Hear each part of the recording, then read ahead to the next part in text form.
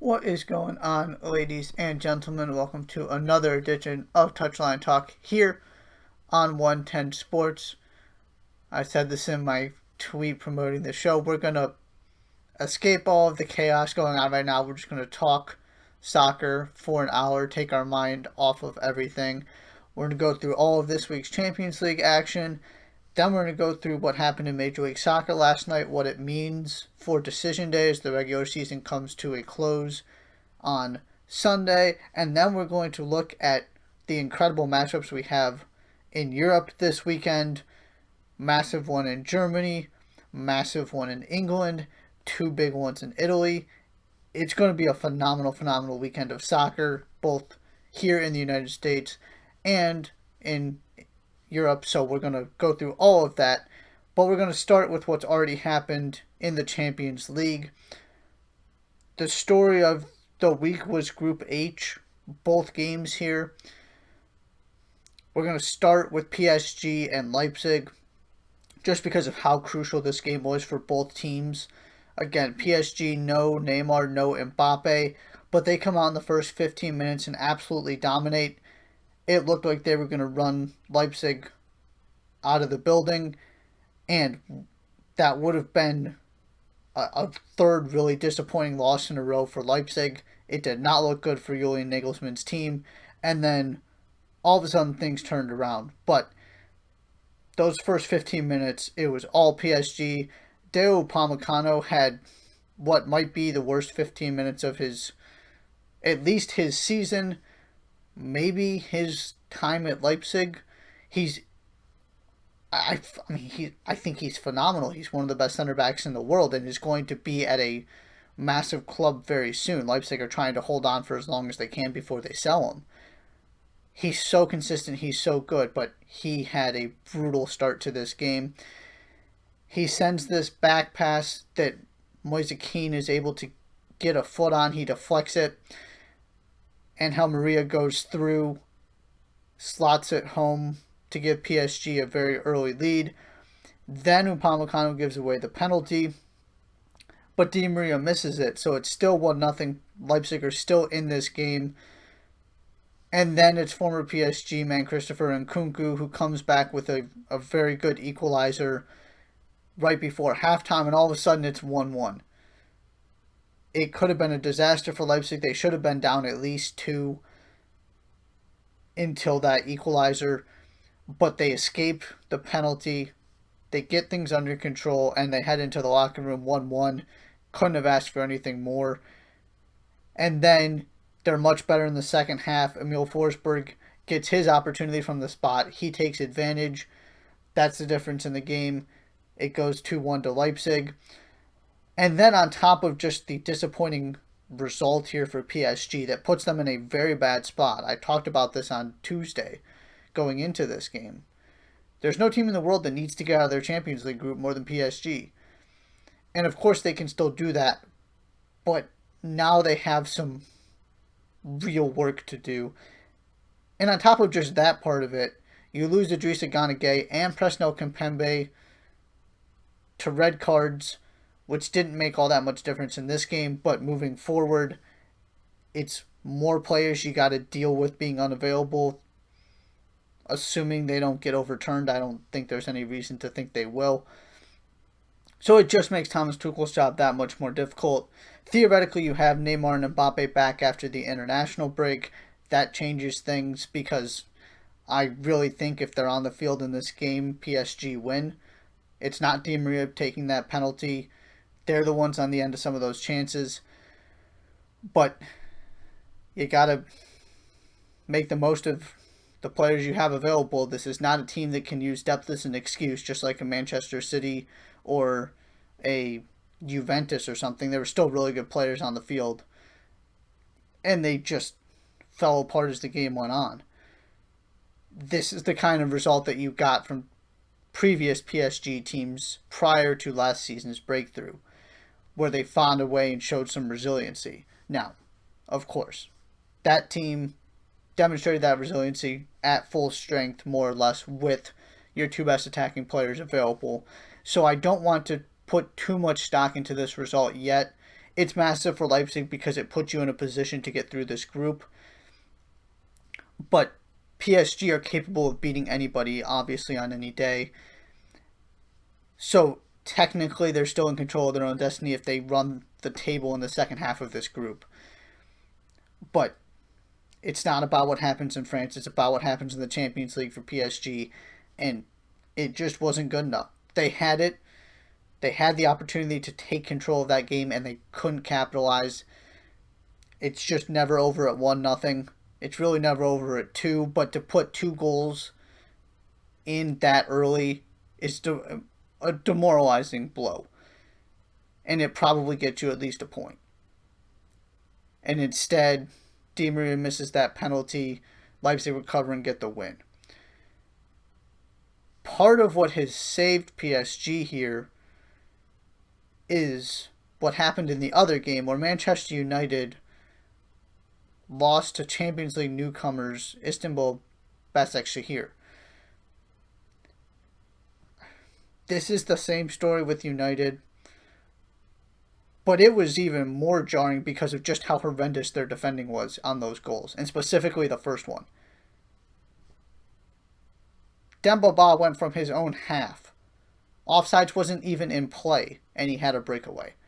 That's pretty hard to be able to do from a defensive standpoint, to put yourself in that kind of position to allow something like that to happen.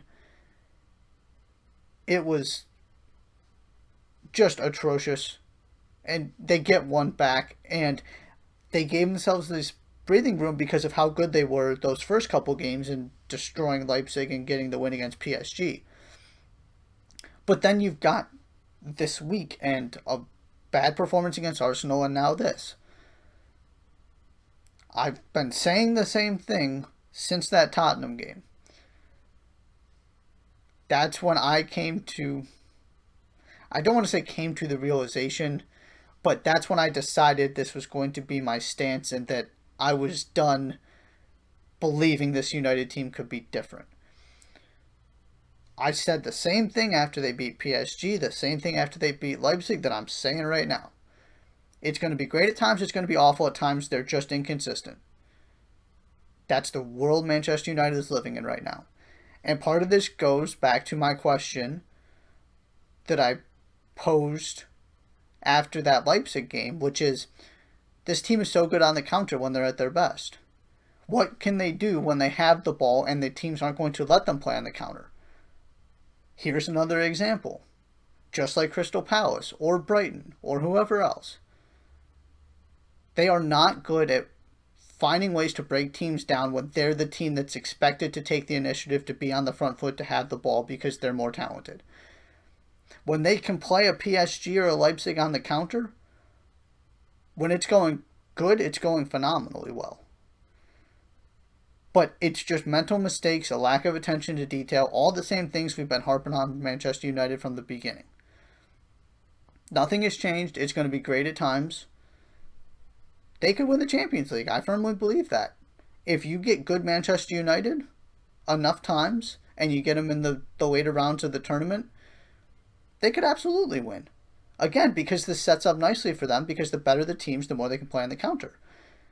But they could also fail to get out of this group because you just don't know what you're getting from them. And it's particularly troublesome when you're trying to be one of the best 4 teams, being the best team in England over 38 games. That's my biggest issue with what we're getting from United consistently. There's been enough good so far that I think they're going to go pretty deep in the Champions League. I still think they're going to get out of this group. But I have no faith in their ability to turn things around in a meaningful way in the Premier League because they're so inconsistent. You are not going to have the same margin of error you had last year, where everybody was so bad that you could waltz into the 4th spot, and then the one team that was consistent aside from City and Liverpool was Leicester, and then they get injured and they self-implode. It all broke United's way last year, and they still almost didn't get into the Champions League. It's just not happening this year with what Spurs are doing, with what Liverpool's been able to do. We're going to get to them in a minute here. Manchester City is starting to round into form. Leicester looks really good again. Wolves are rounding into form. Everton is obviously much improved. There's no, there's just no way you can be that inconsistent and drop that many points you should have. It's the same United story. I've been consistent on this. Highs and lows, I'm saying the same thing. You shouldn't be surprised by anything at this point. Your other big game I wanted to highlight was Real Madrid Inter Milan. We have another horrendous back pass in this game, courtesy of Achraf Hakimi. He gifts his former teammate his former teammate Karim Benzema a goal. Then Sergio Ramos scores his 100th for Real Madrid. They're up 2-0, and then Inter comes surging back. They get both of them equalize, have their opportunities to take the lead. Antonio Conte was clearly going for it, bringing on guys like Alexis Sanchez. But it's Zinedine Zidane subs that make the difference. Rodrigo gets the late winner. A massive win from Real Madrid. This is exactly the opportunity they had because they found a way to come back against Borussia Mönchengladbach last time. I can't overstate how important that draw was. It changed the complexion of this group. Now they get the job done. It wasn't always pretty. It was not a convincing performance at times. There was really very little between these two teams, but they continue to find ways to pull things out at the end and do what they need to do. And so now they're in good position to go through. And partially in a good position to go through because Gladbach absolutely demolished Shakhtar. So Shakhtar is quickly falling back to earth here, which means there's at least one spot up for grabs in this group. Gladbach have done enough and are playing well enough that I think they've got a real shot to get out because they put themselves in such a good position. But to me, Inter's going to have to beat Real Madrid and then hope somebody else takes points off them, that Gladbach beats them the second time around or something to get through. I really feel like this is Gladbach and Real Madrid's group. So massive, massive win for Zinedine Zidane. And for Inter, it's a tough stretch. They've had a tough stretch of games. They're not winning them. I think it's one win in their last 7.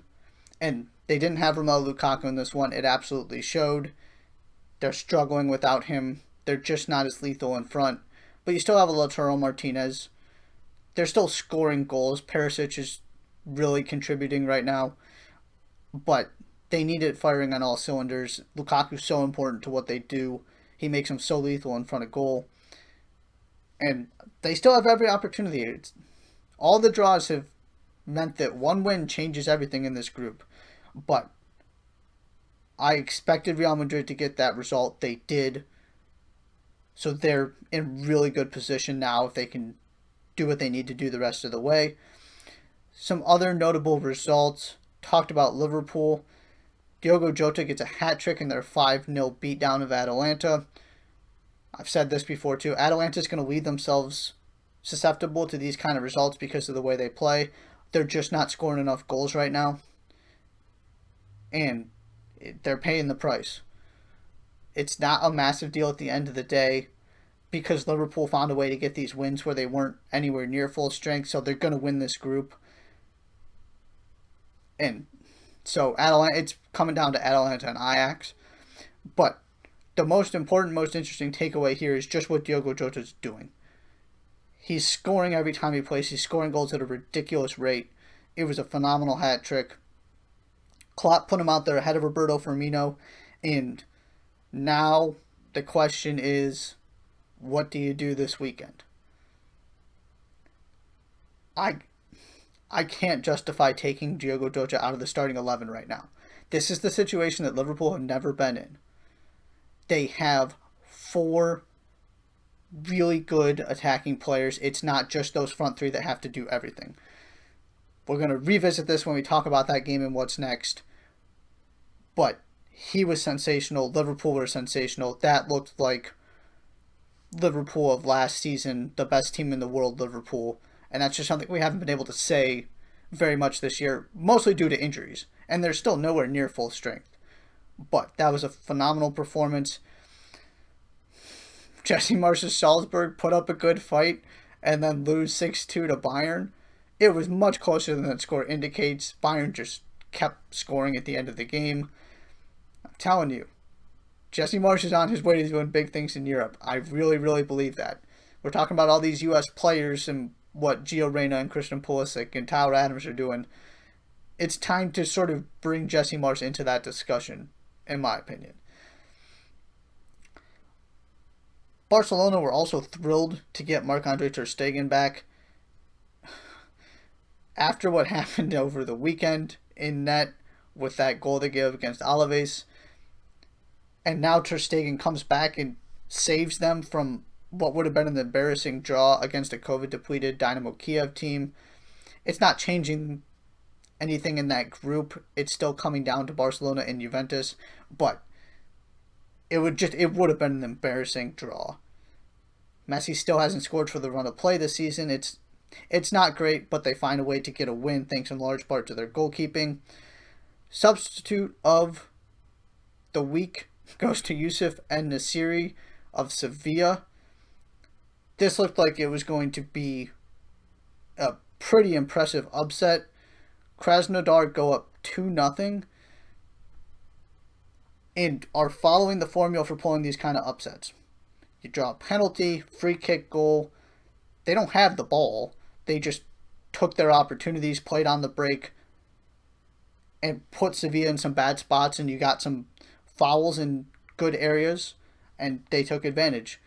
And then they go up a man, and Sevilla come roaring back. The series scores twice, playing 10v11, to not only get the draw out of this, but to get the win, which puts Sevilla in the driver's seat to go through. In addition to Chelsea, we're going to revisit all these groups at the very end, but some really impressive resiliency from a Sevilla team that is struggling right now. It was not good. They just avoided disaster by finding a way to win. Julian Lopetegui's got some work to do there. They're not scoring enough right now, and it's just both domestically and in Europe. Europe's going okay because they've got a favorable group. La Liga not so much. So this is not exactly easing the concerns there, but they do get all 3 points. Couple draws, Lazio and Atleti both come away with a point against Zenit and Lokomotiv Moscow, respectively. These are situations where really you just need to make sure nobody's gaining ground on you, because you're one of the two clear favorites in your group, and they've delivered so far, at least for the most part. So they both walk away with a point. Nothing to really be concerned about from my perspective.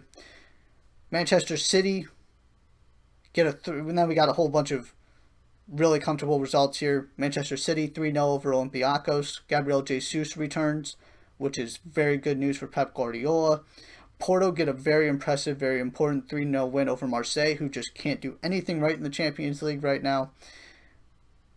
Chelsea 3-0 win over Rennes, very comfortable, doing what they're supposed to. Kai Havertz tested positive for COVID, so he was not in the squad. No worry, Timo Werner scores 2 penalties. Dortmund get a 3-0 win over Club Brugge. Erling Haaland now has 14 goals in 11 career Champions League games. The man is a scoring machine.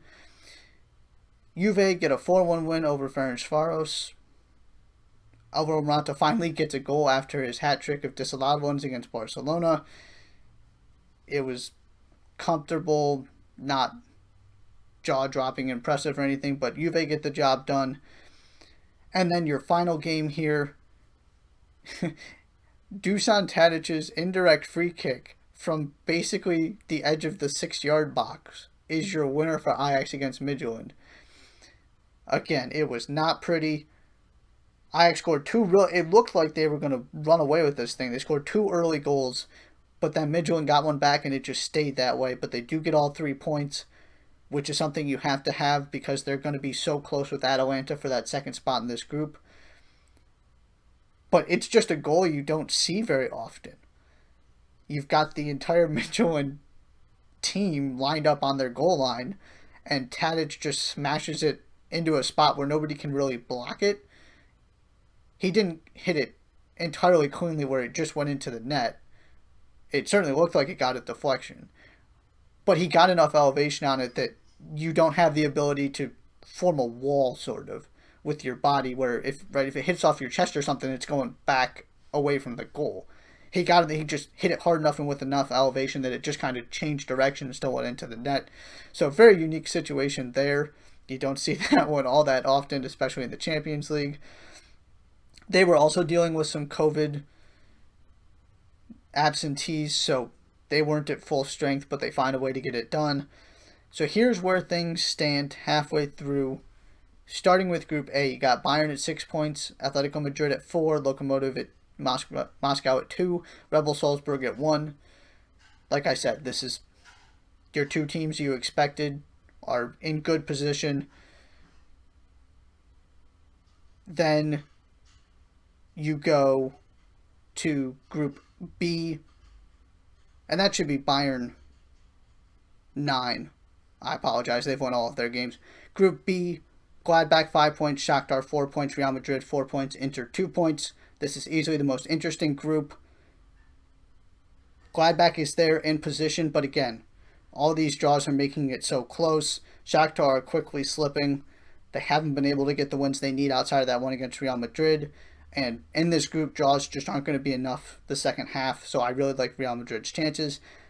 Group C, you've got Manchester City with 9 points, Porto with 6, Olympiacos 3, Marseille 0. This is absolutely Porto's spot right now, and City's going to cruise through as they always do. Group D, Liverpool 9 points, Ajax 4 points, Atalanta 4 points, Midtjylland 0.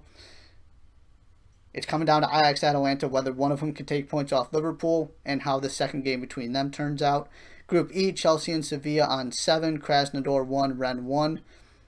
There's nothing much to say here. You got two teams that are clearly better than the others. It's just about who wins this group. Group F, Dortmund retake control with 6 points, Lazio 5, Club Brugge 4, Zenit 1. This is exactly how you would have picked this group to turn out. Dortmund had to find a way to win these last couple games after losing at Lazio, which in itself is not a concern. They've looked good for the most part doing so, especially this last game.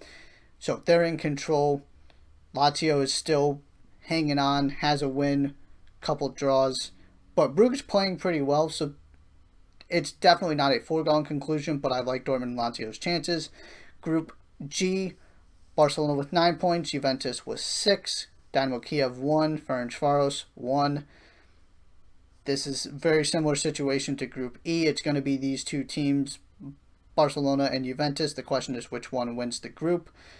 And then finally Group H, Manchester United, Leipzig on 6 points, PSG with 3, Istanbul, Başakşehir with 3. This is there for the taking for pretty much everybody. I don't like Başakşehir's chances just because of the difficulty of this group. They're playing well. They're tough to deal with. They're a good team, but this group is too much in my opinion. So it's coming down to whether PSG can string some wins together and make up these points that they've lost. It's going to be fascinating. Hopefully they're closer to full strength just because you want to see whether this team can pull it out. I'm fascinated by the mental aspect of all of this, specifically when it comes to teams like PSG and just the ramifications that this is their season.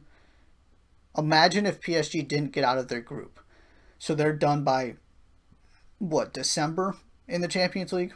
I don't know off the top of my head when the group stage ends, but you got to play 3-4 months in Ligue 1, where all you're doing is basically destroying teams and building a lead that you've already built a insurmountable one. You're just kind of adding to it, going through the motions there, and you're playing for cups that you're expected to win every single one of.